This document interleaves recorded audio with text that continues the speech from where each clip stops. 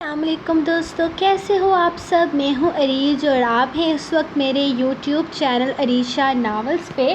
تو گائز، آج کی ہماری یوٹیوب کے ایپیسوڈ کی ونر ہیں انزلہ ذوالفقار۔ ان کا ریویو مجھے سب سے زیادہ پسند آیا ہے اور آج ہم ایپیسوڈ سٹارٹ کرتے ہیں۔ آج میں اتنی لیٹ کیوں آئی ہوں کیونکہ ہمارے گھر میں مہمانوں سے بھرا ہوا ہے۔ کل اصل میں میرے کزن کی پہلی شادی کی رسم ہونی ہے جسے ہم چور بنائی کہتے ہیں۔ آپ لوگوں کا تو نہیں پتہ آپ لوگ کیا بولتے ہو گے، اردو میں میرے خیال میں شگن باندھنا ہوگا میں بھی، ابھی پتہ نہیں آپ لوگ اس ہر شہر کی اپنی اپنی زبان ہے، اپنی اپنی رسموں کے نام ہے۔ تو ہمارے سائڈ پہ تو چور بنائی کہتے ہیں۔ ابھی آپ لوگ بتائیے گا کہ اس رسم کو آپ لوگ کیا کہتے ہیں، جو کہ شادی کی پہلی رسم ہوتی ہے جس میں 7 سہاگنیں ایک باندھتی ہیں، شگن باندھتی ہیں اور لے کر جاتے ہیں۔ تو آپ مجھے کمنٹ سیکشن میں بتائیے گا کہ آپ لوگ اس رسم کو کیا کہتے ہیں۔ تو آج ہمارا گھر میں بڑی رونقیں لگی ہوئی ہیں، آلموسٹ کوئی 28 کے قریب مہمان ہمارے گھر میں رکے ہوئے ہیں۔ تو آج میں نے کوئی 16 دفعہ چائے بنائی ہے، تو آپ کے رائٹر کے پاس بالکل ٹائم نہیں تھا کچھ بھی کرنے کا۔ تو فائنلی میں 11 بجے کے بعد اوپر آئی ہوں بھائی کے کمرے میں اور یہاں پر بیٹھ کے میں نے ایپیسوڈ لکھی ہے، کیونکہ بھائی بھی آج نہیں ہے، کیونکہ وہ اپنے کمرے کے بھی اوپر جو چھت ہے اس کے اوپر سویا ہوا ہے، سب سے دور الگ ہو کے۔ تو آج ہمارا جو دن ہے بہت مصروف گزرا ہے، تو بڑی مشکل سے ایپیسوڈ میں نے لکھی ہے اور ایسی ایپیسوڈ لکھی ہے کہ میں ایپیسوڈ میں وہ سٹارٹنگ میں ایپیسوڈ کے نمبر لکھنا بھی بھول گئی۔ تو ہماری ناول کا نام بھی کیا ہے، ہاں کبھی یوں بھی آ میرے دل میں تو ایپیسوڈ نمبر میرے حال میں 63 ہے۔ تو چلیے سٹارٹ کرتے ہیں۔ کبھی یوں بھی آ میرے دل میں تو، قسط نمبر 63، تحریر عریج شاہ۔ اس نے ہر روز کی طرح مسکراتے ہوئے دروازہ کھولا تھا۔ السلام علیکم، آ گئے آپ تاشفین؟ ہر روز کی طرح وہی پیاری سی ڈمپل والی مسکراہٹ اس کا سکون لوٹنے کے لیے کافی تھی۔ وعلیکم السلام، آج بہت تھک گیا ہوں یار، پانی پلا دو۔ وہ اس کے سلام کا جواب دیتا صوفے کی طرف جانے لگا تو اس کی مسکراہٹ مند پڑ گئی۔ یہ کیسے سلام کا جواب دیا ہے آپ نے؟ وہ ناراض سی بولی تو وہ مڑ کر اسے دیکھنے لگا۔ کیا مطلب میری جان؟ میں سمجھا نہیں۔ وہ پیچھے مڑ کر اسے دیکھنے لگا تھا جبکہ وہ اب بھی خفا سی لگی۔ آپ ایسے سلام کا جواب نہیں دیتے تھے، وہ نظریں جھکا کر بولی، جبکہ وہ دوبارہ اس کے پاس آتا اس کے سامنے رک گیا تھا۔ کیا مطلب ہے میری جان؟ میں سمجھا نہیں۔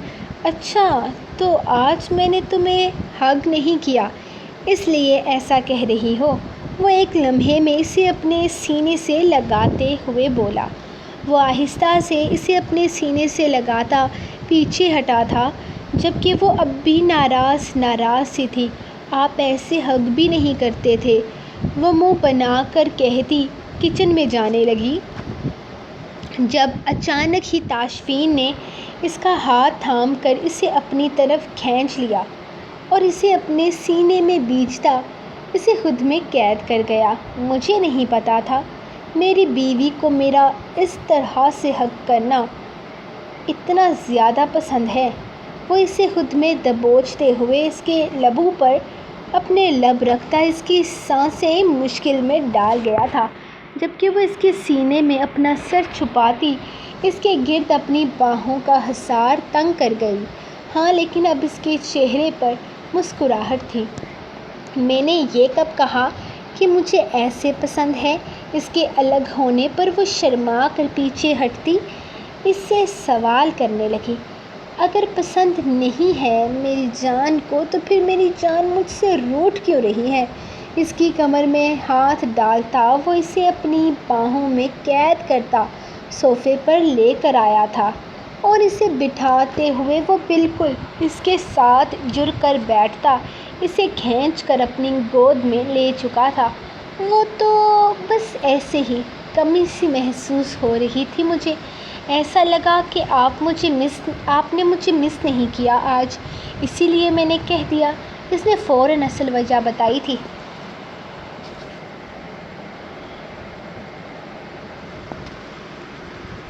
تمہیں مس نہ کروں ایسا تو ممکن ہی نہیں۔ میری جان، سارا دن تمہاری یاد ہی تو یہ سکون دیتی ہے کہ گھر جلدی جانا ہے، جہاں میری پیاری سی بیوی میرا انتظار کر رہی ہے۔ ویسے تم نے پانی نہیں پلایا مجھے۔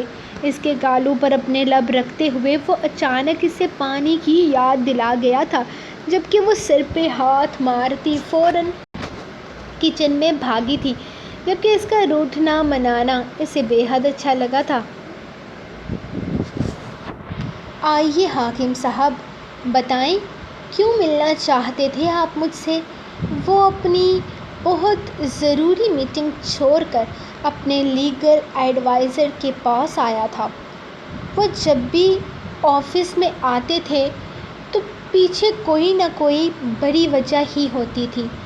وہ جانتا تھا ان کو ضرور کوئی اہم بات ہی کرنی تھی، ورنہ وہ اس طرح سے کبھی بھی اس کے آفس میں نہ آتے۔ وارث صاحب، بات ہی کچھ ایسی تھی۔ اصل میں مجھے ایک لیگل نوٹس آیا ہے۔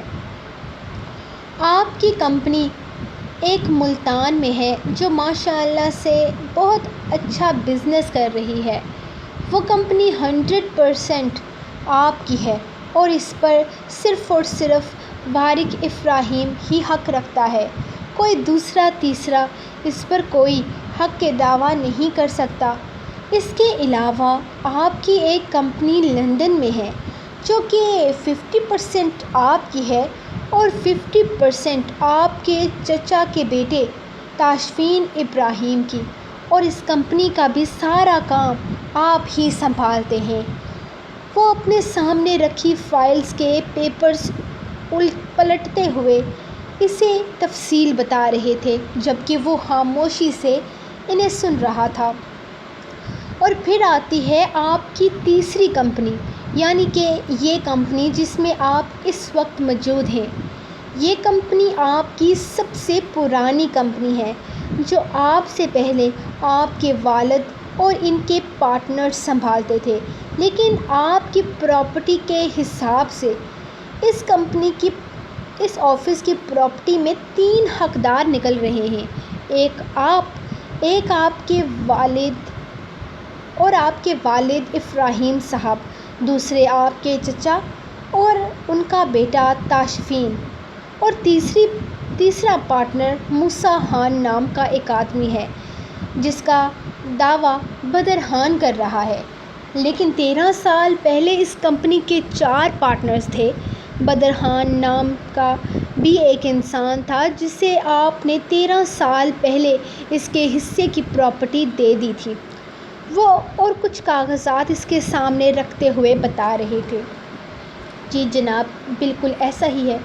یہ سارے معاملات میرے چچا جان، میرا مطلب ہے ابراہیم صاحب نے طے کیے ہیں، اور 13 سال پہلے میں بزنس نہیں سنبھالتا تھا اور نہ ہی یہ کمپنی میرے پاس تھی، لیکن اب اس کمپنی کا سارا کام میں سنبھالتا ہوں، سب کچھ میں ہی کرتا ہوں، اور ایسے میں اس بات سے واقف ہوں کہ یہاں اس کمپنی میں 50% کا مالک ہوں، جبکہ 30% کا مالک تاشفین ہے اور 20% کے مالک موسیٰ انکل ہیں، جو کہ اب حیات نہیں ہیں۔ تو یہ پراپرٹی بدر خان کی نہیں بلکہ ان کی ورثہ یعنی کہ ان کی بیٹی کی ہے۔ مطلب آپ یہ کہنا چاہتے ہیں کہ بدر خان اس کمپنی میں کسی طرح کے کوئی شیئرز یا کوئی حق نہیں رکھتا؟ وہ اس کی طرف دیکھتے ہوئے بولے تو اس نے صرف ہاں میں سر ہلایا تھا۔ تو پھر وہ آپ پر کیس کیسے کر سکتے ہیں؟ اس کمپنی کے 20% شیئرز کو لے کر دیکھیے، مجھے یہ نوٹس ملا ہے اس کے وکیل کی طرف سے۔ اس میں صاف صاف بدر خان دعویٰ کر رہا ہے کہ آپ کی کمپنی میں 20% کا مالک ہے۔ وہ فائل اس کے سامنے رکھتے ہوئے کہنے لگے، جبکہ وہ کاغذات کو پڑھنے لگا تھا، اور جیسے جیسے وہ ان کاغذات کو پڑھتا جا رہا تھا اس کے لبوں کی مسکراہٹ گہری ہوتی جا رہی تھی۔ میں نے آپ کو بتایا نا حاکم صاحب کہ میری کمپنی میں 20% کے مالک بدر خان نہیں بلکہ موسیٰ خان ہیں۔ موسیٰ خان ان کے بھائی تھے۔ یقیناً وہ اپنے بھائی کی ملکیت پر پورا حق رکھتے ہیں، لیکن جس کنڈیشن میں ان کی اپنی کوئی اولاد نہ ہو۔ لیکن ماشاءاللہ سے نہ صرف ان کی اولاد ہے بلکہ ان کی بیٹی مائرہ موسیٰ خان اس وقت میرے نکاح میں ہے، اور شاید یہ بات وہ نہیں جانتے کہ موسیٰ انکل نے یہ کمپنی 20% اس کو دینے کا دعویٰ اس کنڈیشن میں کیا تھا کہ جب مائرہ کی شادی مجھ سے ہو جائے، اور دوسری بات یہ کہ اگر مائرہ کبھی بھی مجھ سے طلاق کا دعویٰ کرتی ہے تو یہ پراپرٹی اسے کبھی بھی نہیں ملے گی۔ صاف الفاظ میں کہا جائے تو موسیٰ انکل کی یہ شرط تھی کہ وہ اس کمپنی میں دعویٰ صرف اسی کنڈیشن میں کر سکتی ہے جس کنڈیشن میں وہ پہلے میرے نکاح میں آتی ہے، ورنہ اسے ان کی جائیداد سے کچھ نہیں ملے گا۔ مائرہ اس وقت میری بیوی ہے اور میرے گھر پر ہے۔ مجھے نہیں لگتا کہ وہ بزنس کے بارے میں کچھ بھی سمجھتی ہے، اور یقین جانیں کہ وہ کسی بھی طرح کے بزنس کے چکر میں پڑنا پسند نہیں کرے گی۔ تو آپ یہ لیگل نوٹس انہیں واپس پہنچا دیں اور انہیں یہ بھی بتا دیں کہ مائرہ اور میں ایک دوسرے کے ساتھ بہت خوش ہیں۔ اس طرح کا ہم دونوں کے بیچ کوئی مسئلہ نہیں ہے۔ وہ بہت سکون سے انہیں بتا رہا تھا، جبکہ حاکم صاحب سارے کاغذات ایک بار پھر سے فائل میں رکھنے لگے تھے۔ شاید ان کا مسئلہ حل ہو گیا تھا۔ وہ اٹھ کر کھڑے ہوتے ہوئے تو وارث بھی اٹھ گیا۔ بس ٹھیک ہے وارث صاحب، میں یہی کنفیوژن کلیئر کرنے یہاں آیا تھا، باقی سب کچھ ٹھیک ہے۔ آپ کی اس کمپنی میں 20% کی مالکن آپ کی بیگم ہے۔ اس کا مطلب ہے کہ اس کمپنی میں بدر خان کسی طرح کا کوئی دعویٰ نہیں کر سکتا، اور اگر کر بھی سکتا ہے تو صرف اس کنڈیشن میں کہ اگر موسیٰ خان کی کوئی اولاد نہ ہو۔ جی بالکل ایسا ہی ہے۔ وارث نے ہاتھ ملاتے ہوئے انہیں جانے کی اجازت دی تھی۔ ابھی 10 منٹ میں اس کی ایک اور میٹنگ شروع ہونے والی تھی، اسی لیے فی الحال اسے اپنی ہونے والی میٹنگ کی زیادہ فکر تھی۔ وہ حاکم صاحب کو الوداع کرتا اپنے میٹنگ روم میں جانے لگا تھا، لیکن دماغ میں کہیں نہ کہیں اس نوٹس پر اٹک گیا تھا۔ بدر خان موسیٰ خان کی کمپنی میں کسی طرح کا دعوے دار نہیں تھا، تو کیا یہ دعویٰ مائرہ نے کیا تھا؟ اگر کچھ ایسا تھا تو اس کا مطلب صاف تھا کہ بدر کہیں نہ کہیں مائرہ سے تعلق رکھے ہوئے ہے، لیکن جب سے وہ اس کے نکاح میں آئی تھی پچھلے 2 مہینوں سے وہ ایک دوسرے سے ملے بھی نہیں تھے، اور نہ ہی مائرہ کے پاس فون تھا جس سے وہ بدر سے رابطہ کر سکتی۔ صرف ولیمے والے دن ان کی ملاقات ہوئی تھی، اور ان کی ملاقات ایسی تو ہرگز نہ تھی جو چچا اور بھتیجی کی ہونی چاہیے تھی۔ کچھ تو گڑبڑ تھی، کہیں پر تو مسئلہ ہو رہا تھا۔ وہ سمجھ نہیں پا رہا تھا آخر اس نے کہاں پر غلطی کی تھی۔ اس کے حساب سے بدر خان اور مائرہ خان ایک دوسرے سے کوئی تعلق نہیں رکھتے تھے، تو پھر بدر خان مائرہ کی مدد کے بنا اتنا بڑا دعویٰ کیسے کر سکتا تھا؟ کیا قتل؟ آپ کا دماغ تو خراب نہیں ہو گیا بھابھی؟ یہ آپ کیا کہہ رہی ہیں؟ آپ ایسا سوچ بھی کیسے سکتی ہیں؟ ہم قاتل نہیں ہیں۔ وہ بھڑک اٹھا تھا۔ اس کی پوری بات سننے کے بعد وہ ایسا کوئی پلان بنائے گی یہ تو اس کے وہم و گمان میں بھی نہ تھا۔ ہاں تو بتاؤ پھر تم کیا کرو گے؟ کیسے حاصل کرو گے زینب کو؟ کیسے نکالو گے عرفان کو زینب کی زندگی سے؟ اور تمہیں کیا لگتا ہے جب تم زینب سے اپنی محبت کا اقرار کرو گے، اسے بتاؤ گے کہ تم اس سے پیار کرتے ہو، تو کیا اس کے گھر والے خوشی خوشی اس کی عرفان سے طلاق کروا کر تم سے اس کی شادی کر دیں گے؟ نہیں بدرحان، ایسا کچھ نہیں ہوگا۔ وہ تمہیں زندہ زمین میں گاڑ دیں گے، لیکن زینب کو کبھی تمہارے حوالے نہیں کریں گے، کیونکہ ان کے حساب سے زینب ویسی ہی زندگی گزار رہی ہے جیسے وہ چاہتے ہیں۔ زینب نے اپنی محبت کو چھوڑ کر اپنے بھائیوں کا ساتھ دیا ہے، یہاں تک کہ عرفان کے ساتھ نہ جانے کیسے اس نے یہ رشتہ نبھایا ہے، اس کے بچے کو اس دنیا میں لائی ہے۔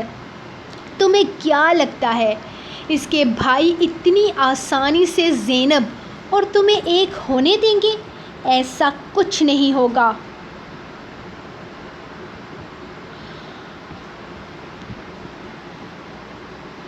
وہ اسے حقیقت کا آئینہ دکھا رہی تھی، جبکہ وہ اس کی قتل والی بات سے بالکل بھی اتفاق نہیں کرتا تھا۔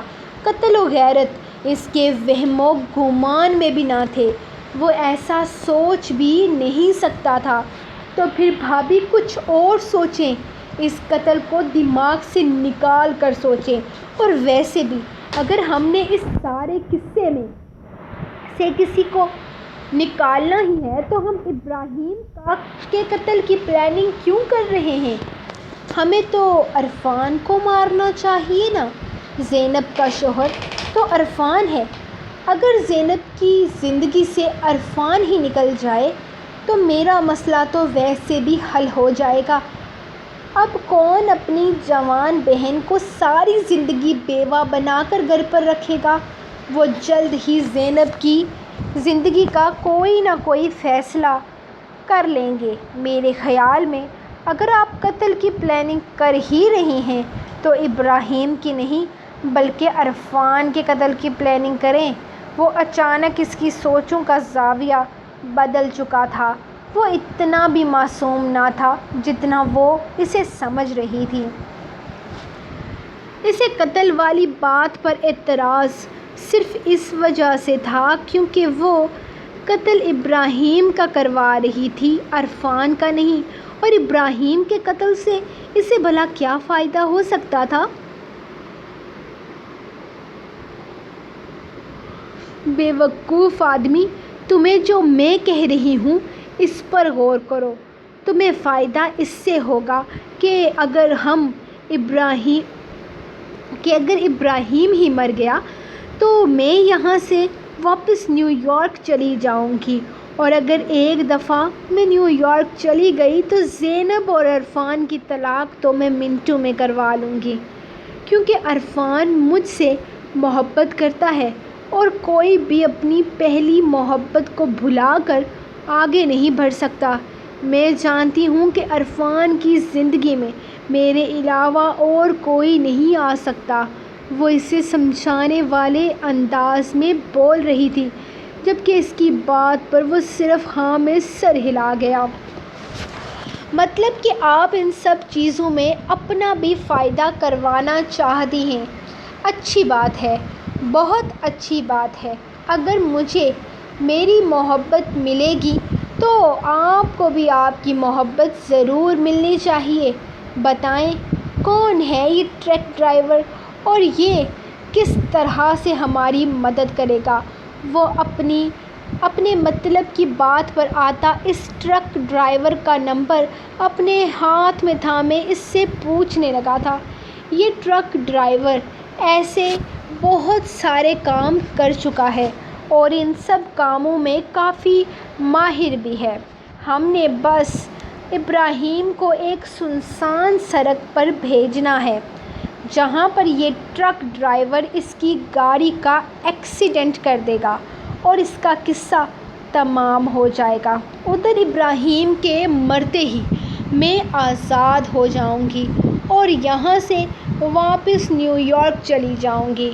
میرے ماں باپ مجھے بیوہ کے روپ میں دیکھ کر واپس اپنا لیں گے اور پھر عرفان کو دوسری شادی کے لیے میں تیار کر لوں گی، اور جیسے ہی میری اس کے ساتھ شادی ہوگی زینب کو طلاق دے کر وہ واپس بھیج دے گا، اور پھر اس کی عدت پوری ہوتے ہی تم اس کے لیے رشتہ ڈال دو گے۔ اب موسیٰ خان اور ابراہیم صاحب دونوں ایک دوسرے سے اتنی اچھی دوستی رکھتے ہیں کہ میرا نہیں خیال کہ وہ اپنے دوست کو ہر بار انکار کریں گے۔ پھر تم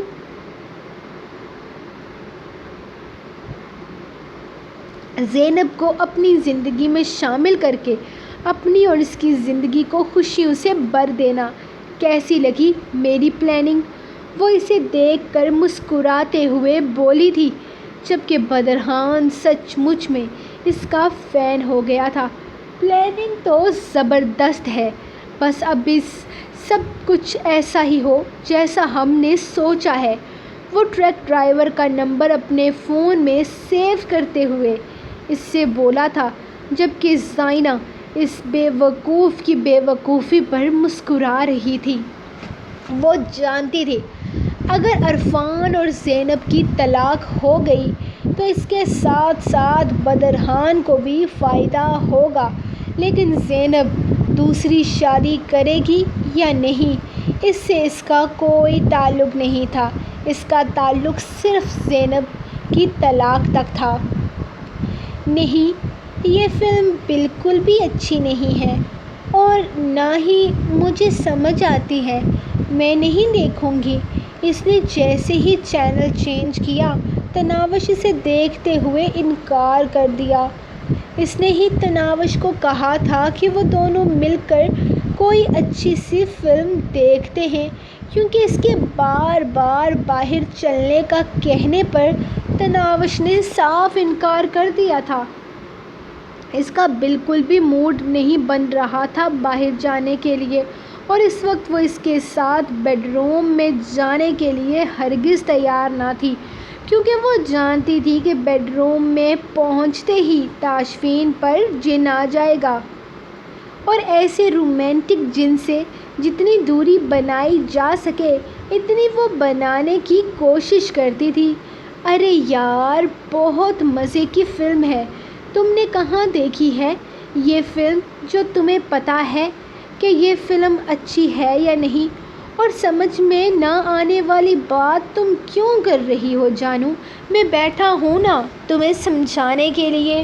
وہ اسے تھام کر اپنے قریب کرتا اس کی ڈمپل پر اپنے لب رکھنے لگا۔ لیکن ہم کوئی اچھی سی فلم بھی، سمجھ میں آنے والی فلم بھی تو دیکھ سکتے ہیں نا؟ یہ بہت تیز انگریزی بولتے ہیں، میرے سر کے اوپر سے گزر جاتی ہے۔ وہ معصومیت سے منہ بنا کر بولی تھی، تمہیں سمجھ میں آئے گی صرف ہندی یا اردو موویز کی، اور وہ مجھے پسند نہیں ہیں۔ وہ چینل سرچ کرتے ہوئے ایک ہندی چینل پر آ چکا تھا۔ ارے کوشش تو کریں، اچھی ہوگی نا؟ اس نے بڑی معصومیت سے اسے منانے کی کوشش کی تھی، جبکہ وہ ریموٹ ٹیبل پر رکھتا اس کی گود میں اپنا سر رکھ چکا تھا، اور ساتھ ہی اس کا ہاتھ بھی اپنے بالوں میں رکھتا اسے کام پر لگا چکا تھا، جب اچانک اس کا فون بجنے لگا۔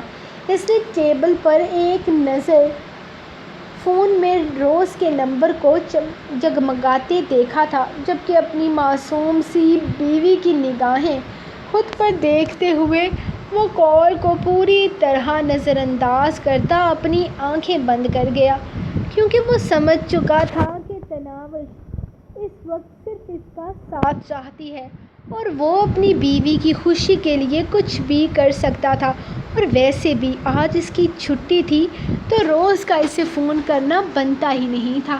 آپ اس طرح سے فلم دیکھیں گے؟ اسے پھر سے آنکھیں بند کرتے دیکھ وہ اس کا چہرہ دیکھنے لگی۔ جانو، میں سن رہا ہوں، اگر کوئی میرے مطلب کا سین آیا تو دیکھ بھی لوں گا، وہ آنکھ دباتا شرارت سے کہتا، پھر سے آنکھیں بند کر گیا۔ ہاں تو پھر اس سے تو بہتر ہے کہ اس فلم کے بجائے میں اپنی کارٹون دیکھ لوں۔ وہ منہ بنا کر بولی تھی، اس میں میرا مطلب کا سین ہوں گے کیا؟ وہ دونوں آنکھیں کھولتا کافی ایکسائٹڈ ہو کر پوچھنے لگا۔ جی نہیں، کارٹون بہت صاف ستھرے ہوتے ہیں، ان میں کوئی گندے سین نہیں آتے۔ بس پھر میرے مطلب کے نہیں ہیں، مجھے تو گندے سین ہی اچھے لگتے ہیں۔ تو تم یہ فلم ہی دیکھو، کم از کم چانس تو بنے رہیں گے میرے رومانس کے۔ وہ آنکھ دبا کر دوبارہ اس کی گود میں سر رکھتا اس کے ہاتھ پر دباؤ ڈال چکا تھا، جبکہ وہ آہستہ آہستہ اس کے بالوں میں انگلیاں چلانے لگی تھی۔ سو گائز، یہ رہی آپ لوگوں کی آج کی episode. Thank you so much guys, کل آپ لوگوں کے پیار کا، اتنے سارے لائکس کا، لو یو۔ آج بھی بہت سارے لائکس چاہیے، بالکل کل کی طرح۔ تو ہم ملیں گے کل کی ایپیسوڈ میں، تب تک کے لیے آپ اپنی رائٹر کو دیں اجازت اور دعاؤں میں یاد رکھیں۔ اللہ حافظ۔